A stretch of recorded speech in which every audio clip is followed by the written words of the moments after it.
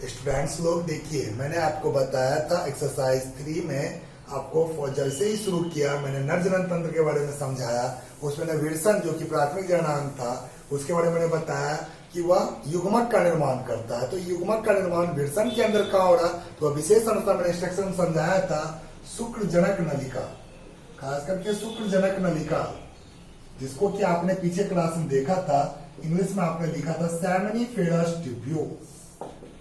ये एक नहीं, दो नहीं, एक विल्सन में हजारों की संख्या में होती है और यही एक ऐसा संरचना है जो कि शुक्राणु का निर्माण करता है।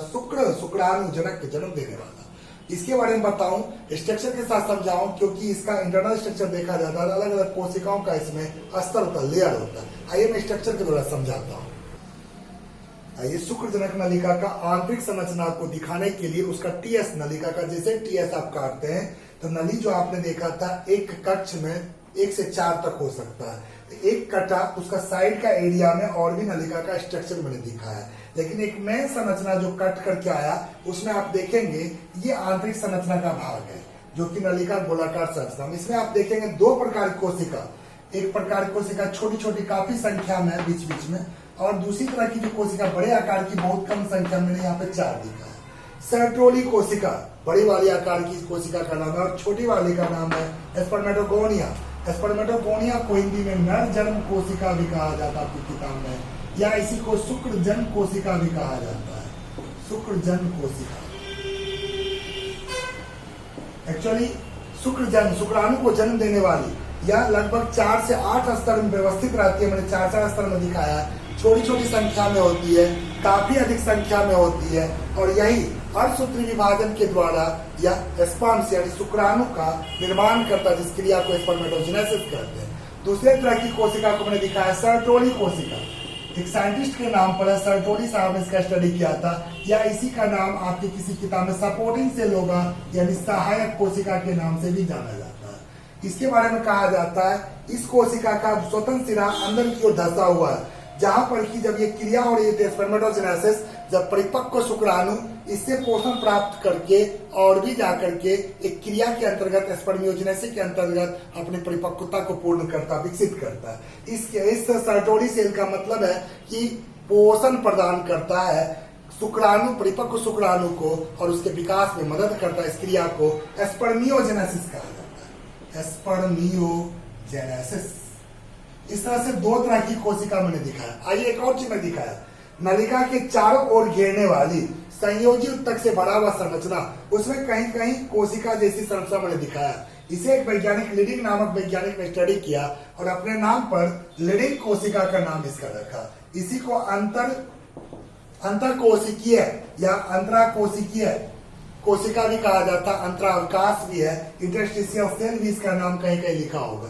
यह बहुत महत्वपूर्ण कोशिका है क्योंकि यह विशेष रूप का एक हार्मोन रिलीज करता है, जिसको नर हार्मोन, इंग्लिश में एंड्रोजेंस, इसी को आप आगे चल के पढ़ेंगे टेस्टोस्टेरोन।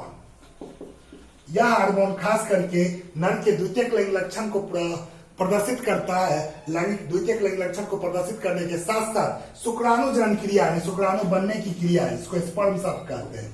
शुक्राणु बनने की क्रिया है स्पर्मेटोजेनेसिस, इस क्रिया का नियंत्रण भी करता है। कौन हार्मोन? नर हार्मोन, जिसको क्या आप कहते हैं? एंड्रोजेंस, जिसमें विशेष प्रकार का एक नाम बताया टेस्टोस्टेरोन।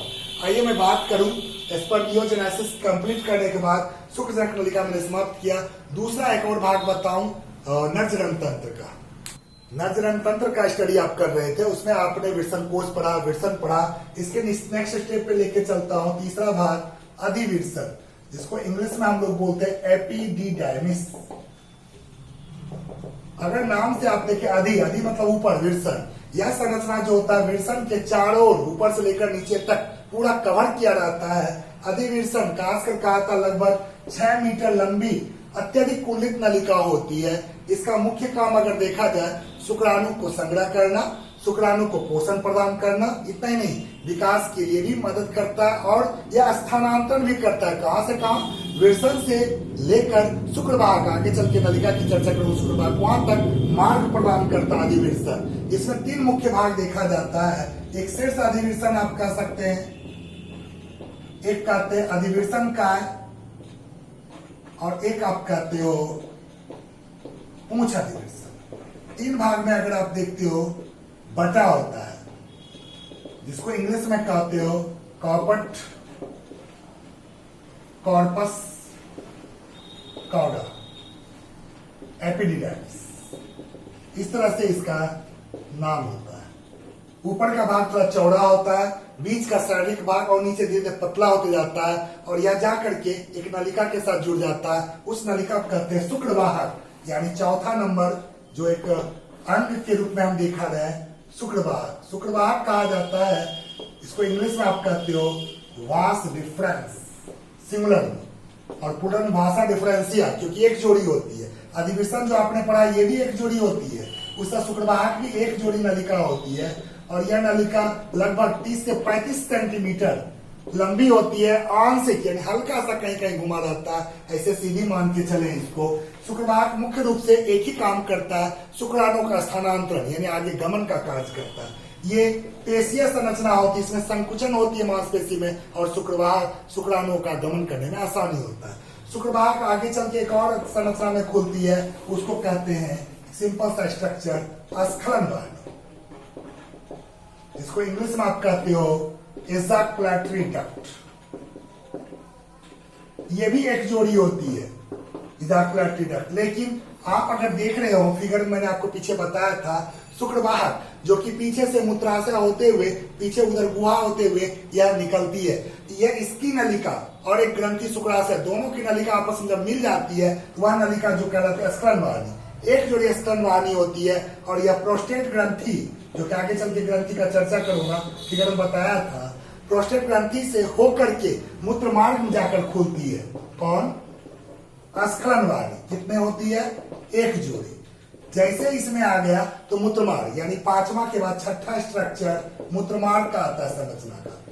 मूत्रमार्ग में भी बोला जाता है ये सिंगल स्ट्रक्चर होता है, एक जो कि मूत्राशय से निकलने वाली नलिका के रूप में जाना जाता है मूत्रमार्ग। और मूत्रमार्ग की लंबाई लगभग 20 सेंटीमीटर माना जाता है। अच्छी लंबी संरचनाएं होती है जो मूत्रमार्ग से लेकर के या शिश्न के द्वारा शरीर के बाहर खुलता है। लेकिन मूत्रमार्ग का एक और नाम होता है, क्योंकि यूरिन लेकर के या मूत्र का भी और शुक्राणु का भी दोनों का भी गमन करने का मार्ग प्रदान करता है। मूत्र, यूरिन, शुक्राणु यानी स्पर्म, युग्मक, तो जनन कोशिका और मूत्र, इसलिए इसका नाम मूत्रोजनन नलिका भी कहीं कहीं किताब में मिलेगा। मूत्रोजनन नलिका अर्थात इसको आप कह सकते हैं यूरिनोजेनाइटल डक्ट के नाम से भी जाना जाता है। इस पूरे नलिका को 3 भाग में बांटा गया, उसका भी अलग अलग मैं चर्चा करता हूँ। आइए मैं बात करूं मूत्रमार्ग का। मूत्रमार्ग को संपूर्ण लंबी मूत्रमार्ग को 3 भाग में बांटा गया है। एक को कहते हैं प्रोस्टैटिक मूत्रमार्ग, जिसको इंग्लिश में भी आप वही लिख सकते हैं प्रोस्टैटिक यूरेथ्रा। खास करके कहा जाता है मूत्रमार्ग का वह भाग जो कि प्रोस्टेट ग्रंथि के मध्य से गुजरता है, उसी को प्रोस्टैटिक मूत्रमार्ग कहते हैं। दूसरा भाग है झिल्लीनुमा, जिसको आप मेम्ब्रेनस कह सकते हैं। यह जो भाग होता है यूरेथ्रा का, प्रोस्टेट ग्रंथि और शिश्न दोनों के मध्य का छोटा सा हिस्सा होता है झिल्लीनुमा मूत्रमार्ग। इसमें एक विशेष ग्रंथि जुड़ी रहती है दोनों साइड से बल्ब के आकार का, उसको कहते हैं बल्बोइड्यूथ्रल ग्रंथि। बल्बोइड्यूथ्रल ग्रंथि BULBOURITHRAL यूरेथ्रल ग्रंथि ग्लैंड। खास करके कहा जाता है इसी को कॉपर्स ग्रंथि, कॉपर नामक साइंटिस्ट ने स्टडी किया, जिसका आगे चर्चा करूंगा। तीसरा भाग है शिश्नीय मूत्रमार्ग, जिसको आप कहते हैं पेनाइल यूरेथ्रा। यह जो भाग होता है मूत्रमार्ग का सबसे बड़ा भाग होता है, यह शिश्न के मध्य में स्थित होता है। इसका इस भाग का बाहर निकलना एक छिद्र के रूप में होता है, उसको कहते हैं यूरिनोजेनाइटल एपर्चर, छिद्र। इस द्वारा शरीर से बाहर ये निकलता है। इस तरह से मूत्रमार्ग का संपूर्ण भाग मैंने बताया। आइए मैं बात करूं एक और भाग जिसको कहते हैं शिश्न। नरजनन तंत्र का अंतिम भाग है शिश्न। आइए इसका मैं चर्चा करूं।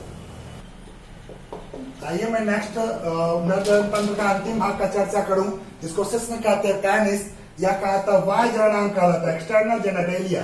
नर का एक्सटर्नल जेनेटेलिया के नाम से जाना है शिश्न। कहता है यह बाहरी है, आकार में बेलनाकार होता है, उत्थानशील होता है। उत्थानशील मीन्स इरेक्टाइल नेचर, यानी रबड़ की तरह नमरने वाला, फैलने वाला, बेलनाकार, इरेक्टाइल। इसके साथ साथ एक और नाम इसका जुड़ा था, मैथुनांग के रूप में जाना जाता है, कॉपलेटरी ऑर्गन। मैथुन क्रिया क्या है? तो नर जननांग और मादा जननांग के बीच होने वाली क्रिया को मैथुनांग यानी कॉपुलेशन कहते हैं। उस क्रिया में भाग लेने वाला नर का अंग शिश्न कहलाता है। कहा था शिश्न इंपॉर्टेंट काम करता है, यह मूत्र का भी विसर्जन करता है। इसके साथ साथ कहा था ये शुक्राणु युक्त वीर्य को मादा के योनि तक गमन करने में मदद करता है, शिश्न स्थानांतरण करता है। ये महत्वपूर्ण भाग कहा था। इसके बारे में शिश्न के बारे में यह अलग अलग हिस्सा में बटा होता है। एक्चुअली इसका ऊपर से नीचे तक कवर रहता है स्किन का, और इसका 3 हिस्सा बटा होता है, जिसका एक हिस्सा का नाम है आपका सबसे जड़ यानी मूल, शिश्न मूल कहते हैं, यानी रूट ऑफ पेनिस। एक कहलाता भाग रूट ऑफ पेनिस, दूसरा भाग कहलाता है बॉडी ऑफ पेनिस, और तीसरा सबसे नीचे और उभरा हुआ संरचना होता है, उसको कहते हैं ग्लांस पेनिस, शिश्न मुंड कहते हैं। खास करके ग्लांस पेनिस पर एक उभरा हुआ स्किन का लेयर होता है, जिसको हम लोग कहते हैं फॉरस्किन कहते हैं, या इसी को और भी नाम से जाना जाता है प्रीप्योस, जिसको अग्रछद कहते हैं। इस तरह से शिश्न के बारे में मैंने बताया। शिश्न का आंतरिक स्ट्रक्चर अगर जानना, इसका भी टीएस काट करके मैं दिखाता हूँ। शिश्न का इंटरनल स्ट्रक्चर जानने के लिए उसका टीएस काटना होता है, जो मैंने काट कर दिखाया। शिश्न का आंतरिक भाग संवहनीय और स्पंजी होता है। इसके अंदर में देखा जाता है 2 और 1 तीन भाग होता है मुख्य रूप से। 2 ऊपर का जो मैंने दिखाया कॉर्पोरा कैवर्नोसी, और एक नीचे का जो स्पंजी पार्ट जिसको हम कहते हैं कॉर्पस स्पोंजियोसम। ऊपर पार्श्व भाग, पृष्ठीय भाग कह सकते हो, नीचे अधरीय भाग कहते हैं। इसी कॉर्पस स्पोंजियम के बीचों बीच मध्य से यूरेथ्रा यानी मूत्र मार्ग गुजरता है, जो बाहर की ओर खुलता है। एक और चीज मैं बता दूं, erectile of penis. Erectile of penis यानी मैथुन क्रिया के समय जब शिश्न यानी पेनिस उत्तेजित होता है, यह खड़ा हो जाता है और यह रक्त, इसके कोटरों में रक्त भर जाता है। इसको कहते हैं इरेक्टाइल ऑफ पेनिस, जो कि मैथुन उत्तेजना को तेज करता है। इस प्रकार मैंने शिश्न की संपूर्ण क्रिया को मैंने बताया, नर जनन तंत्र का। अब सहायक ग्रंथियों के बारे में आगे टॉपिक में बताया।